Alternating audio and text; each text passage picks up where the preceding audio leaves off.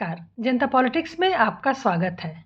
इस बार सदन में नरेंद्र मोदी ने अपनी बात दोहराई और कहा कि हमारी सरकार तीसरे फेज में और तेजी से काम करेगी। हमारा संकल्प भारत को विकसित राष्ट्र और टॉप 3 इकोनॉमी बनाना है। उन्होंने कहा कि ये 5 साल देश में गरीबी के खिलाफ लड़ाई में निर्णायक साबित होने वाले हैं। लेकिन सबसे चिंताजनक बात जो उन्होंने कही वो ये थी कि हमने पिछले 10 सालों में जो किया है उसकी गति को और बढ़ाएंगे और तय संकल्प को पूरा करेंगे। लगता है बीजेपी सेल्फ डिस्ट्रक्शन मोड में आ गई है। चुनाव परिणामों और जनता के मिजाज को देखने और समझने के बाद भी अगर मोदी जी पिछले 10 सालों का काम ही आगे बढ़ाने वाले हैं तो बंटाधार तय है, क्योंकि पिछले 10 सालों में उन्होंने विकास किया है और लोगों को गैस, इलाज, शौचालय, मकान और पेंशन दिया है। लेकिन इसके बदले में जो खोया है वो ज़्यादा वजनदार है। उन्होंने अपनी पूर्ण बहुमत की सरकार खो दी, उन्होंने अपनी बात और अपने 400 प्लस नारे का वजन खो दिया, उन्होंने बड़ी संख्या में अपने वोटर्स खो दिए, उन्होंने बड़ी संख्या में अपने पारंपरिक वोटर्स को नाराज़ कर दिया, उन्होंने राजनीति में अपनी चाणक्य नीति का फेल्योर देख लिया। इन सब के बाद भी वही पुराना राग आलापना उचित नहीं लगता। ये नरेंद्र मोदी का अंतिम कार्यकाल है, इसलिए कुछ ठोस करना होगा, कुछ ऐसा करना होगा कि सदियां उन्हें याद रखें, आने वाले प्रधानमंत्री उनके दिखाए रास्ते पर चलें और देश के भविष्य को सुरक्षित करें। लेकिन हो रहा है इसका ठीक उल्टा, बल्कि ऐसे कहें कि अब लग रहा है कि काश मोदी जी की जगह कोई और राष्ट्रवादी प्रधानमंत्री होता तो देश और हिंदुओं के हित में बहुत कुछ सकारात्मक कार्य हो सकते थे। आप सोचेंगे कि भला ऐसी बेतुकी बात क्यों कर रहे हैं, तो चलिए जानते हैं कि ऐसा कहने की नौबत क्यों आ रही है।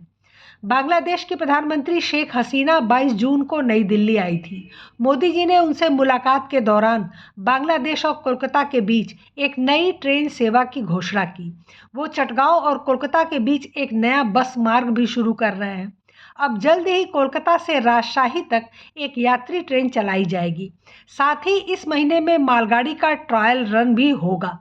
इसके अलावा भारत बांग्लादेश के सिराजगंज में एक अंतर्देशीय कंटेनर डिपो बनाने में मदद कर रहा है, जिसमें माल की आवाजाही आसान हो जाएगी। आज़ादी के बाद 43 साल तक दोनों देशों के बीच रेल सेवा बंद थी।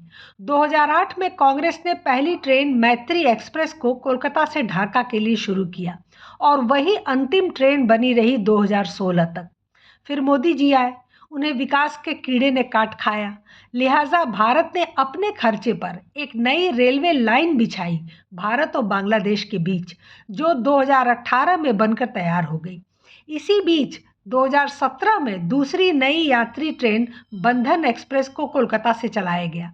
इसके बाद 27 मार्च 2021 को शेख मुजीबुर रहमान की जन्म शताब्दी और बांग्लादेश के स्वतंत्रता की स्वर्ण जयंती पर दोनों देशों के बीच तीसरी यात्री रेल सेवा मिताली एक्सप्रेस नामक एक और यात्री ट्रेन का उद्घाटन प्रधानमंत्री नरेंद्र मोदी और शेख हसीना द्वारा किया गया। मतलब बांग्लादेश की स्वतंत्रता को भी कायदे से सेलिब्रेट किया गया। अब मोदी जी चौथी यात्री ट्रेन के साथ मालगाड़ी और बस सेवा भी शुरू करने जा रहे हैं। ये विनाशकाले विपरीत बुद्धि नहीं है तो क्या है। भारत बांग्लादेश सीमा से पश्चिम बंगाल, मिजोरम, मेघालय, त्रिपुरा और असम में घुसपैठ की समस्या ने विकराल रूप धारण कर लिया है। आज भारत में 5 करोड़ से अधिक घुसपैठिए मौजूद हैं। पश्चिम बंगाल में घुसपैठ को लेकर विभाजन के समय से ही राजनीति होती रही है, तो असम में भी बांग्लादेशी घुसपैठ के नाम पर बवाल मच चुका है। इसी तरह से त्रिपुरा के चुनाव में भी बांग्लादेशी घुसपैठ एक बड़ा मुद्दा रहा। यह मुद्दा कुल मिलाकर राष्ट्रीय मुद्दा बन गया है और इसे लेकर राष्ट्रीय स्तर और विभिन्न राज्यों में जमकर राजनीति होती रही है। घुसपैठियों ने विभिन्न क्षेत्रों में अपनी पैठ बनाई और कई सीमावर्ती जिले घुसपैठ के कारण मुस्लिम बहुल हो गए हैं, जिसकी वजह से उस क्षेत्र की डेमोग्राफी तक बदल गई है। उत्तराखंड से उत्तर प्रदेश तक और बंगाल से कश्मीर तक सब जगह डेमोग्राफी में बदलाव आ रहा है।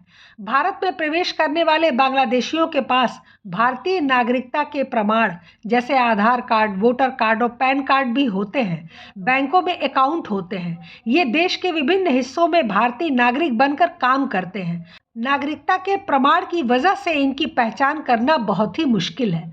चूंकि इन बांग्लादेशियों के पास भारतीय नागरिकता के हर प्रमाण पत्र मौजूद होते हैं, इसलिए वे बंगाल की कई इलाकों में जमीन जायदाद भी खरीद लेते हैं और स्थानीय लोगों के साथ उनके वैवाहिक रिश्ते भी बन जाते हैं। ऐसे में उनकी पहचान और भी मुश्किल हो जाती है।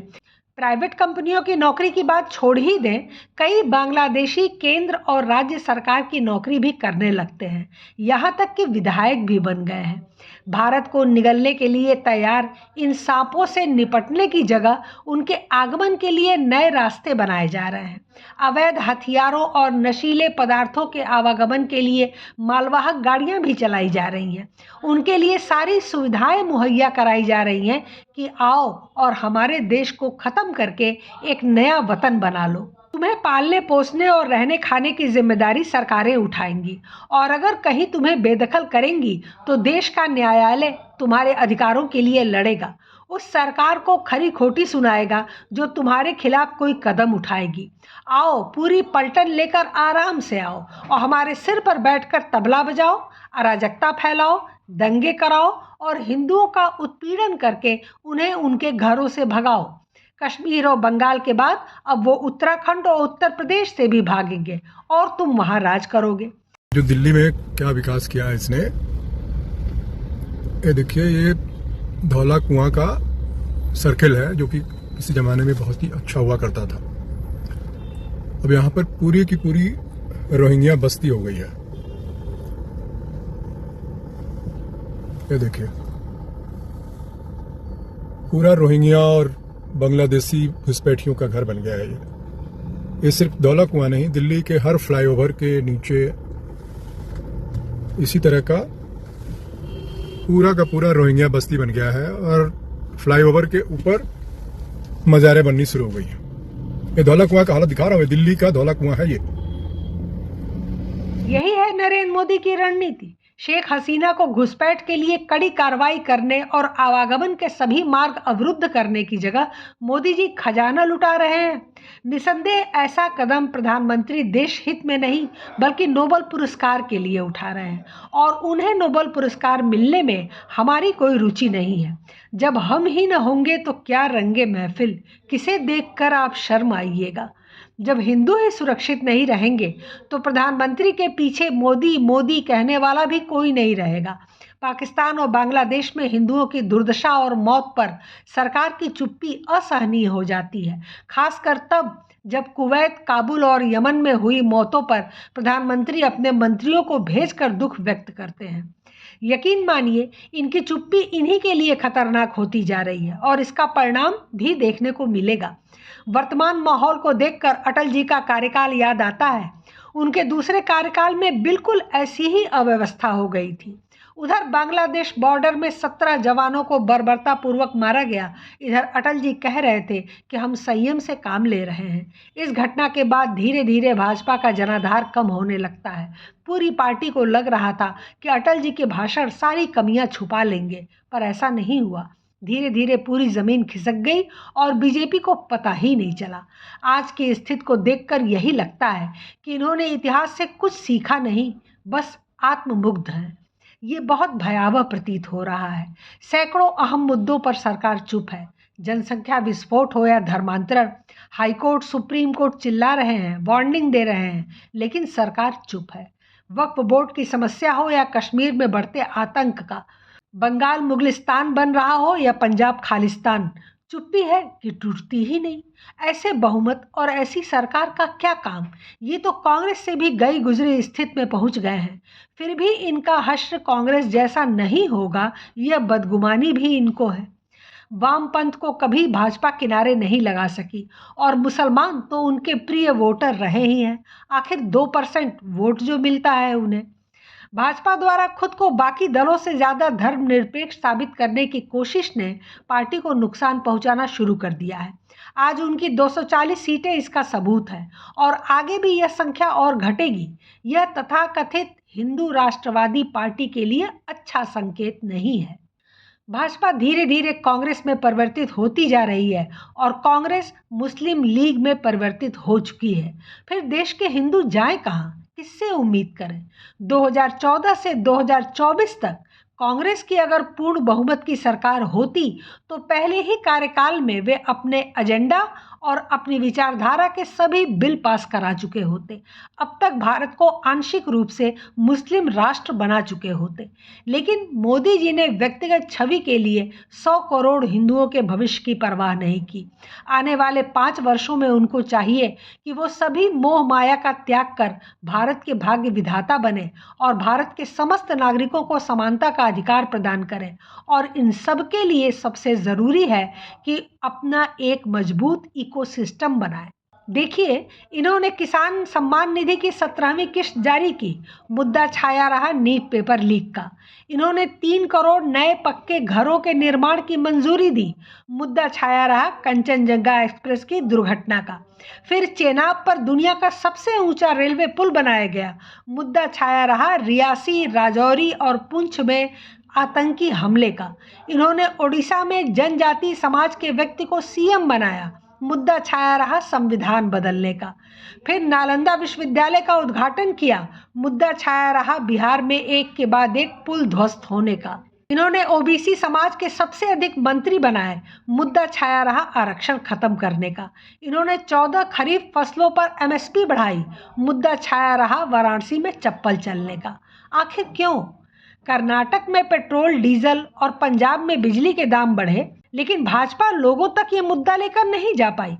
पश्चिम बंगाल में हिंसा की अनगिनत घटनाएं हुई, ये कुछ नहीं कर सके।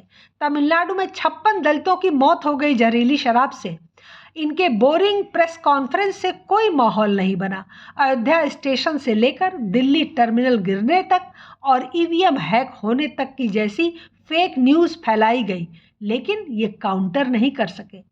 दिक्कत कहाँ है? आप सुनने को तैयार ही नहीं है। इस वक्त विपक्ष का आईटी सेल और टूल किट जोरदार काम कर रहा है। बीजेपी आईटी सेल वाले खाली मुंह ताक रहे हैं। ये ना विपक्ष को काउंटर कर पा रहे हैं, बल्कि बुरी तरह से जलील भी हो रहे हैं। मोदी जी शांत बैठे हैं। जब तानाशाह का ठप्पा लग ही गया है तो कायदे से इनकी रिलाई करनी चाहिए, लेकिन 2-4 पोस्ट से बात खत्म हो जाती है। ये हर बात के लिए कांग्रेस को दोषी कब तक ठहराते रहेंगे? 10 साल सरकार चलाने के बाद हर एक चीज के लिए हम विपक्ष से सवाल नहीं पूछ सकते। भाजपा को अपनी रणनीति बदलनी होगी। आज का युवा नेहरू पर अटका नहीं रहना चाहता। नेहरू और कांग्रेस ने जो अनर्थ किए, उसका समाधान इन्होंने क्यों नहीं निकाला? कांग्रेस का आईटी सेल इन्हें घुटनों पर ला दे रहा है। विपक्ष अब अपने हिसाब से मुद्दे उठा रहा है, उसमें झूठ का छौंक लगा रहा है और फिर उसका प्रसार कर रहा है। कुछ दिनों बाद अचानक से सत्ता पक्ष जागता है और इस पर स्पष्टीकरण दे देता है। तब तक झूठ देश भर में फैल चुका होता है। सफाई को कोई पूछता तक नहीं है। अमेरिका में जब नई सरकार आती है तो सत्ता के सभी केंद्रों के शिखर पर मौजूद टीम बदल जाती है। वह टीम राष्ट्रपति के प्रति जवाबदेह होती है और काम करके देती है। पर भारत में ये हुआ कि कांग्रेस के समय के बने ढांचे और व्यक्ति स्थिर होकर रह गए। सरकारें आती जाती रहती हैं, पर नौकरशाही, एनजीओ, थिंक टैंक, कला और साहित्य अकादमी, कॉलेजियम, न्यायपालिका, सीनियर वकील, माफिया, सबका वही सिस्टम चलता रहता है। सरकार कोई भी चलाए, नैरेटिव तो यही सिस्टम वाले बनाते हैं। मछली कभी नहीं सोच सकती कि पानी भी सूख सकता है। इसी तरह आम आदमी यह सोचने में असमर्थ है कि राष्ट्र भी नष्ट हो सकते हैं। यहूदियों को अपने राष्ट्र की आवश्यकता का एहसास तब हुआ जब उन्हें भट्ठियों में जिंदा भूना गया। हिंदुओं को कब एहसास होगा कि अगर हालात ऐसे ही रहे तो शायद हमारा कोई राष्ट्र ही न बचे? क्या हमें इस बात का एहसास भी है कि अगर हम अपना राष्ट्र खो देंगे तो हमें कितनी भयावहता का सामना करना पड़ेगा? हिंदू समाज ने यही सब सोचकर तीसरी बार मोदी जी को प्रधानमंत्री बनाया। अब भी वो यदि वामी, कांग्रेसी और जिहादी इकोसिस्टम का नाश नहीं करते तो इतिहास मोदी जी को भी हिंदू कष्टों का दोषी ठहराएगा। बस गिनती के कुछ काम इन 5 सालों में मोदी जी कर दें। इतिहास का पुनर्लेखन करवाएं, पाकिस्तान व बांग्लादेश के हिंदुओं के लिए भारत के द्वार खोल दें, वक्फ बोर्ड एक्ट को हटाएं, अल्पसंख्यक आयोग को बंद करें, कश्मीरवादी में हिंदुओं को बसाएं, देश के सभी राज्यों से रोहिंग्या घुसपैठियों को निकालें और वापस भेजें, संविधान के आर्टिकल 25 से 30 को हटाएं और देश में एनआरसी और जनसंख्या नियंत्रण कानून लाएं और अगर ये सब नहीं कर सकते तो मोदी जी समाधान नहीं, समस्या का ही हिस्सा है और इनमें व कांग्रेस में केवल नाम का भेद है।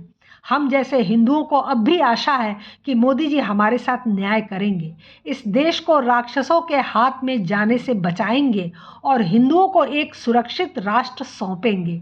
बाकी उम्मीद पर ही दुनिया कायम है। आज के लिए बस इतना ही।